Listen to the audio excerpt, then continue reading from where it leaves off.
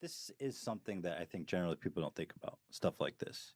And my next question for you is, it seems that more and more in today's society and just societies in the world today, people are more depressed, more anxious, more suicidal than ever before.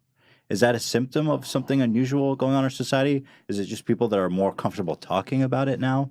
What is it? Why are so many people It's depressed? a good question. It's a good question.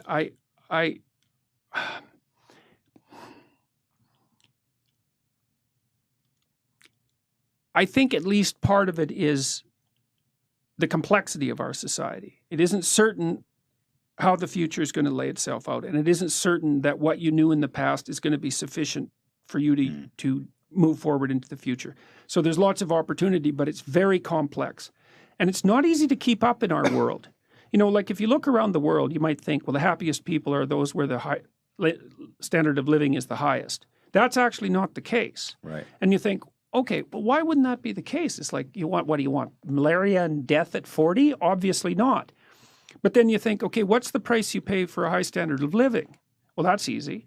You virtually always sacrifice the present for the future. You're always working. I mean, you guys, you're fairly influential and you've got this good thing going, but like it could crash at a moment's notice. You better keep your eye on it. And every day you're thinking, okay, this has to be done and this has to be done and this has to be done. And it pays off. I mean, you have a nice studio and I would presume a reasonably comfortable life, but it's not like you're not running on a treadmill to keep that going. And so that's security and it's health, but it isn't necessarily happiness, and it's certainly not necessarily freedom from anxiety. Sure. And I would say most people in the modern world, weirdly enough, have far too much to do. You know, 2 career families and a couple of kids. It's like, man, you're done. That's 60 hours a week of flat out work. Yeah. So, and that can be too much. And then I also think, because our society is philosophically unstable, and that's sort of reflected in this polarization, is that people are doubtful about whether their lives have any meaning, for example. You know, well, why bother? What's the use of it? Who cares? It's like, what difference is it going to make in a million years, you know? And life is hard, and if you just have a nihilistic viewpoint, then it's easy to be swamped by doubts and existential angst and all of that. And like, I think that's a mistake, because I think that your life can be very meaningful. It's proportionate to the responsibility that you take on. And you can learn that by watching when you're engaged in the world, you know, and what works to sort of protect you from feelings of isolation and doom. You know, and a lot of the lectures I have on YouTube are about exactly that. So I think part of it is the complexity of the modern world. Yeah. I also can't shake the sneaking suspicion that it has something to do with our diet.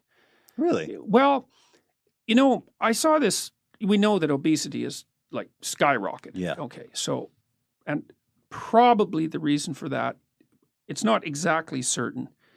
There might be complicated reasons for it, but certainly one of the reasons is that people eat far too many carbohydrates. Right. You know, I saw this video from World War II about and in one of the scenes they showed all these men in New York lining up to be inducted, and it's like, you know, 20 blocks of guys with no shirts on standing in line to be inducted. Every single one of them was bone thin. Do you Every think it's the insecurity and the negative feelings that come with being overweight, or the actual food? No, I think there's something wrong with what we're eating. Interesting. And, yeah, I mean, there's more and more evidence that dietary sensitivity, for example, is linked to conditions like schizophrenia.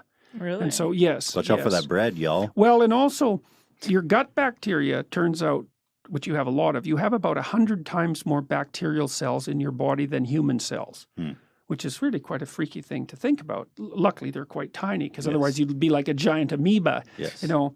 But the gut biome produces a lot of neurochemicals. And so it does play an integral role in the regulation of your mood, which is also a very strange thing. I've been following that, just how bacteria is starting to play more in human health, like probiotics and stuff like this can regulate your mood.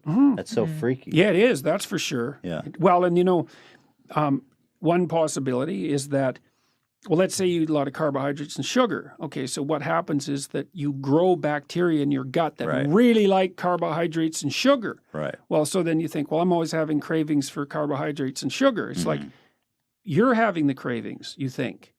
Well, maybe not. Maybe what's happened is that, through a Darwinian process, you've encouraged the growth of bacteria that really like sugar and Right. carbohydrates. And you think they're- that same bacteria is messing with people's mood? Maybe. Yes, it could, and it's also messing with their cravings. That's I mean, we're really walking oceans, like we're big creatures. I Yeah. mean, we're not big compared to a Douglas fir or the sun, but Yeah, we're sure. pretty big creatures, and Yeah. and we are liquid. Most of us is liquid, and if you saturate yourself with carbohydrates and sugar, then you are invaded by the bacteria that live on those things, and so that's not necessarily so good for you.